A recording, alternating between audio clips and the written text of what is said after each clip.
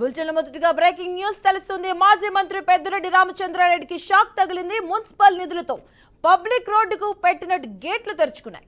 High court ఆదేశాలతో municipal అధికారులు గేట్లను ఓపెన్ చేశారు. కాగా 18, 19 వార్డుల్లోని రాయల్ నగర్, మారుతి నగర్ వాసులు తిరగనివ్వకుండా పెద్దిరెడ్డి గేట్లు ఏర్పాటు చేశారు. ఇక దీనిపై జనసేన పోరాటం కూడా చేసింది. హైకోర్టు ఆదేశాలతో తాజాగా పెద్దిరెడ్డి ఏర్పాటు చేసిన గేట్లను తొలగించడంతో స్థానిక ప్రజలు హర్షం వ్యక్తం చేస్తున్నారు.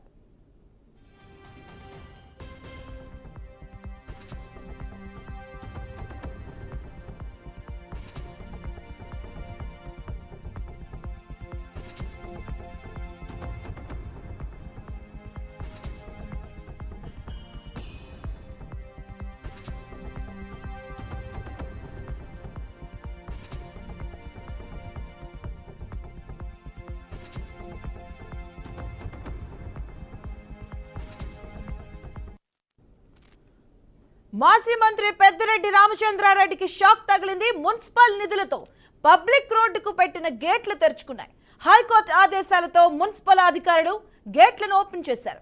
ఇక 18, 19 వార్డులోని రాయల్ నగర్, మారుతి నగర్ వాసులు తిరగనివ్వకుండా పెద్దిరెడ్డి గేట్లను ఏర్పాటు చేశారు. ఇక దీనిపై జనసేన అప్పట్లో పోరాటం కూడా చేసింది. హైకోర్టు ఆదేశాలతో తాజాగా పెద్దిరెడ్డి ఏర్పాటు చేసిన గేట్లను తొలగించడంతో స్థానిక ప్రజలు హర్షం వ్యక్తం చేస్తున్నారు.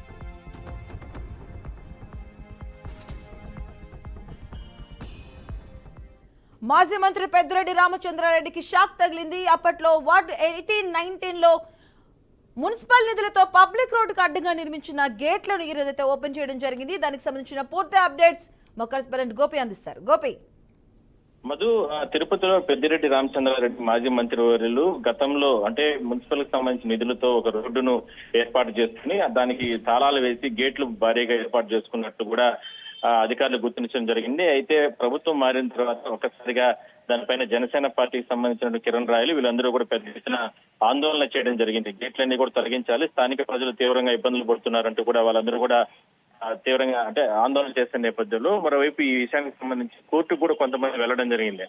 అయితే ఇవాళ హైకోర్టు ఇచ్చినటువంటి ఆదేశాల ప్రకారం తిరుపతి మున్సిపల్ అధికారులు వెంటనే వెళ్లి ఆ గేట్లన్నీ కూడా తొలగించడం జరిగింది. అయితే దీనివల్ల స్థానికులకి చాలా ఇబ్బందికరంగా ఉన్న ఇన్ని రోజులు. అయితే ఇవాళ ఒకసారిగా ఆ గేట్లన్నీ ఓపెన్ చేయడంతో పాదచారులు కావచ్చు, లేదంటే స్కూల్ పిల్లలు కావచ్చు, లేదంటే ఆ ప్రాంతంలో ఉన్న వాళ్ళందరూ కూడా ఆ గేట్ల గుండా కూడా వాళ్ళు దారిపైన వెళ్తున్నట్టు. అయితే దాదాపుగా గతంలో 2 కోట్ల రూపాయల వరకు కూడా ఖర్చు పెట్టి మున్సిపల్ కి సంబంధించినటువంటి అధికారులు ఆ రోడ్డును వేయడం జరిగింది. అయితే ఆయన మంత్రి హోదాలో ఉన్నారు కాబట్టి సెక్యూరిటీ రీజన్స్ పేరుతో ఆ గేట్లకు తాళాలు వేసి అప్పుడు కొంతమంది అధికారులు అత్యుత్సాహం ప్రదర్శించి ఆ గేట్లన్నీ కూడా క్లోజ్ చేయడం జరిగింది. అయితే ఇవాళ కోర్టు ఇచ్చినటువంటి ఆదేశాల ప్రకారం మరోవైపు జనసేన నేతలు చేసినటువంటి డిమాండ్ ప్రకారం పూర్తి స్థాయిలో కూడా ఆ గేట్లన్నీ కూడా మున్సిపల్ అధికారులు తొలగించడం జరిగింది. మధు.